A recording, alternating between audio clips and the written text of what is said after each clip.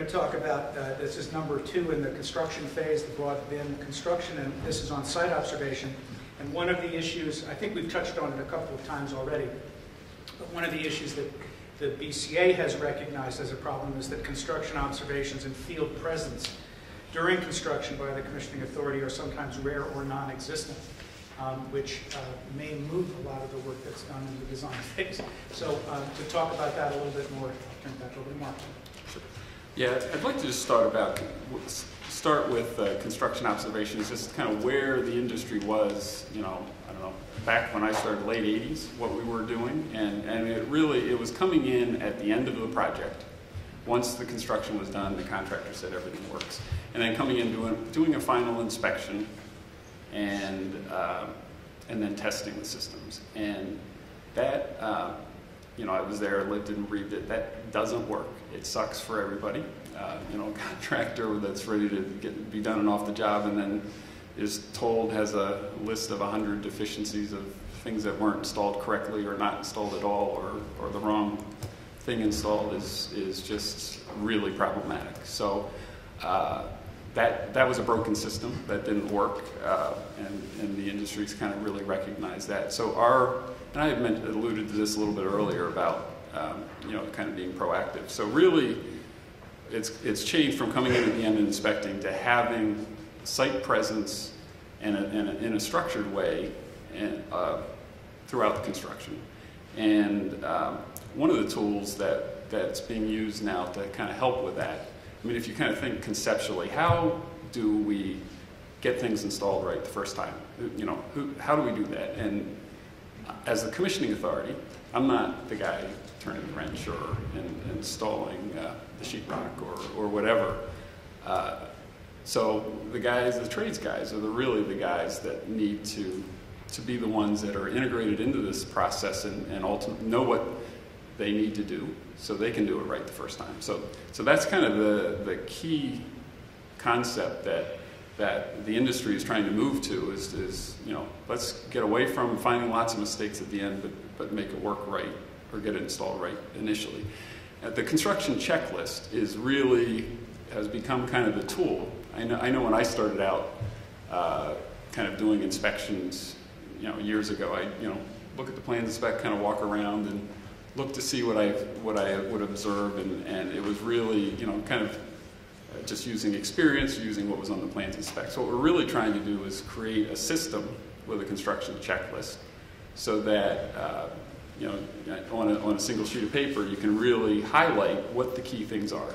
Because if you think about it as a tradesperson that's out in the field, you know, installing, hanging sheet metal or ductwork or whatever, you know, the plans and specifications on some of these projects, the plans, I mean, are thick. You've got specification books that can be this thick.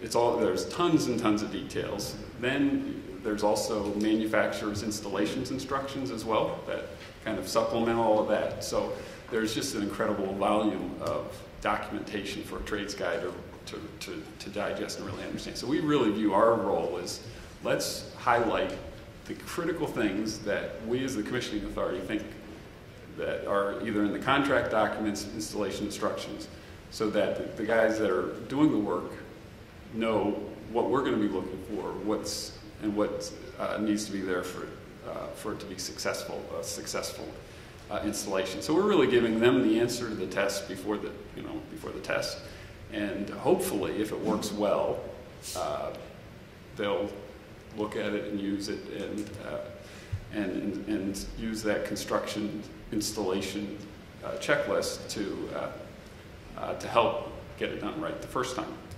So that really, those checklists really get developed before construction starts, and ideally you're doing that. You can even start it with the construction documents. You can take information from the submittals. So when the submittals come in with that kind of next level of detail, you're going to be reviewing submittals and capturing key things from the submittals. You're going to look at manufacturing installation instructions, etc. So we're really trying to get a cheat sheet on a sheet of paper that a trades guy can use to get it right. And then when we're going out into the field, we have a pretty good list of what what's important for that piece of equipment or that system.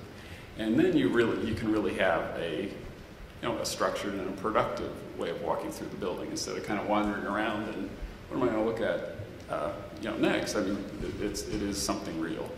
And so the adoption of the construction checklists, it's been a little bit of a challenge for us in the industry. I mean, I think the ideal thought is that the trades guy would fill it out, and then we as the commissioning authority would go and verify that, yes, it's, we'd sample and check a few check sheets and verify that things that are installed correctly, that the contractor's documenting saying it's correct.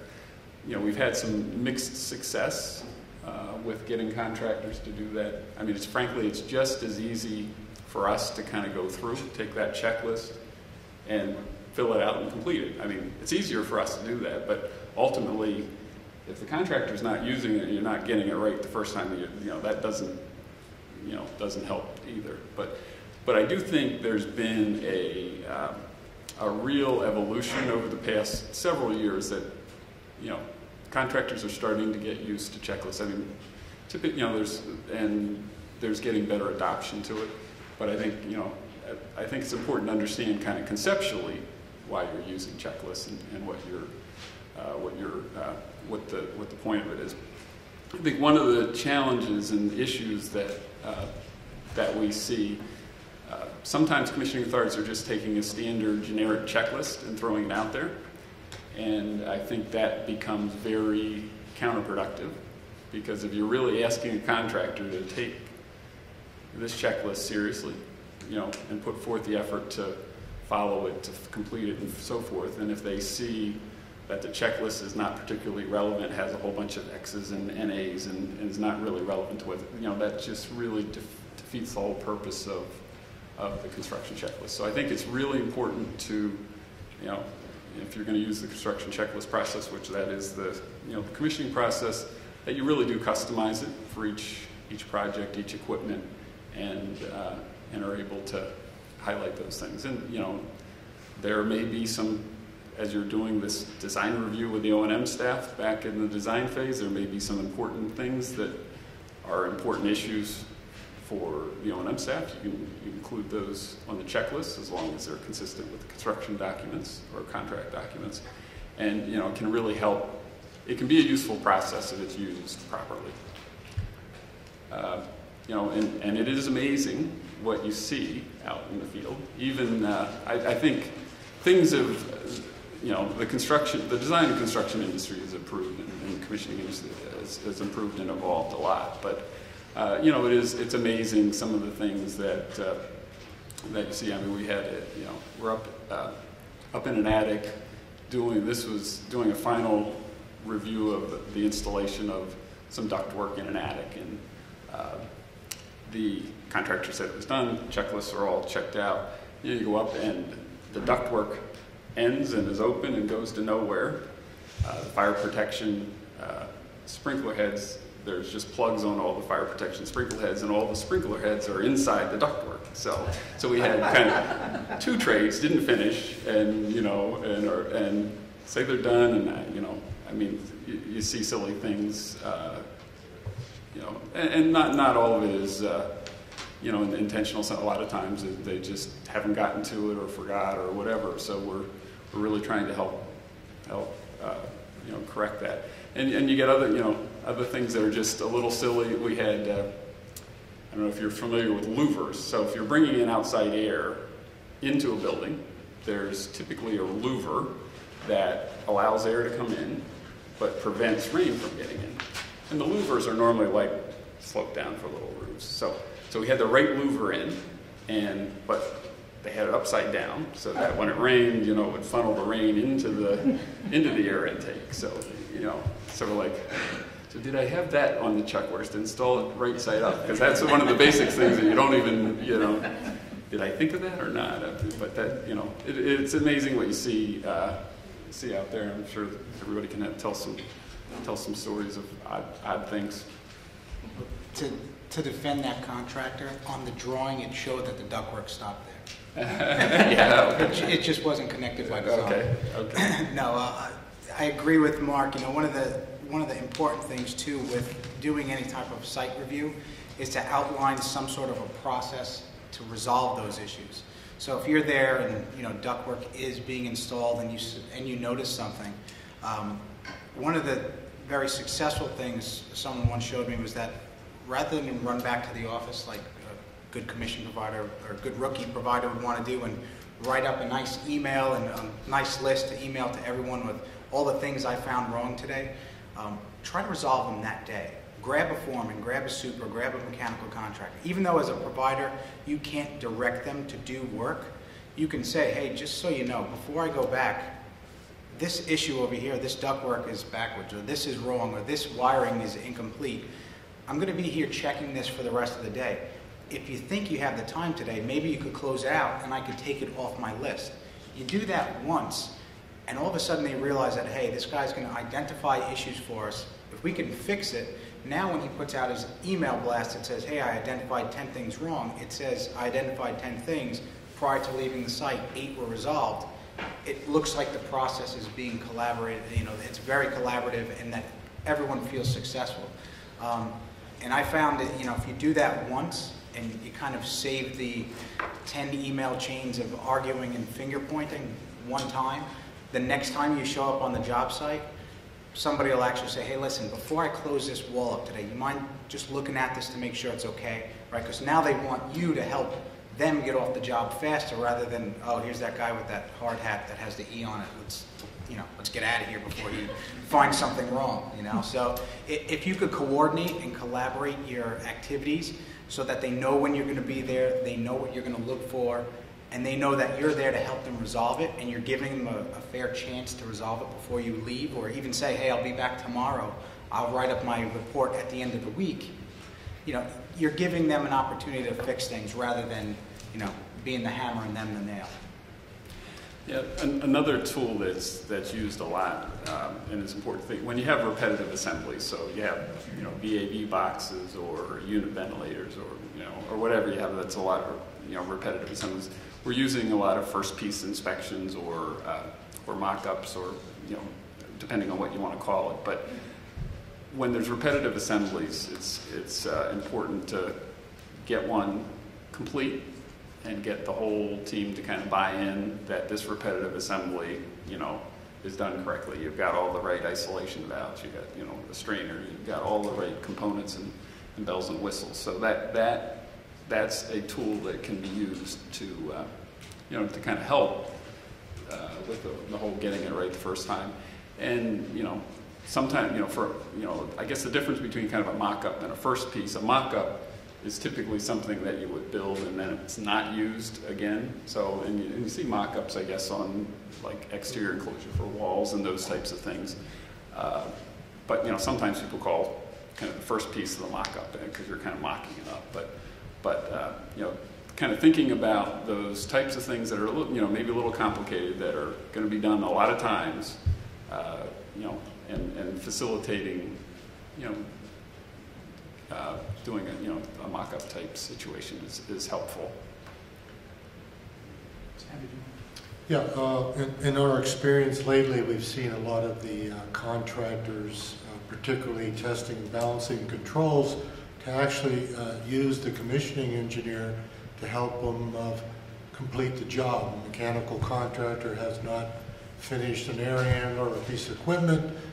The testing and balancing guy can't do his job because it's not under the controls. The controls guy can't wire it because the fan hasn't been installed. So they come to the commissioning engineer and they said, maybe you can help me get these deficiencies done so we can finish our task. So we take that opportunity to take that list of deficiencies, bring it up to the owner, contract manager, or construction manager, and kind of push the mechanical contractor along to complete his work so that the trades that follow can finish theirs. So they're getting pretty savvy out there.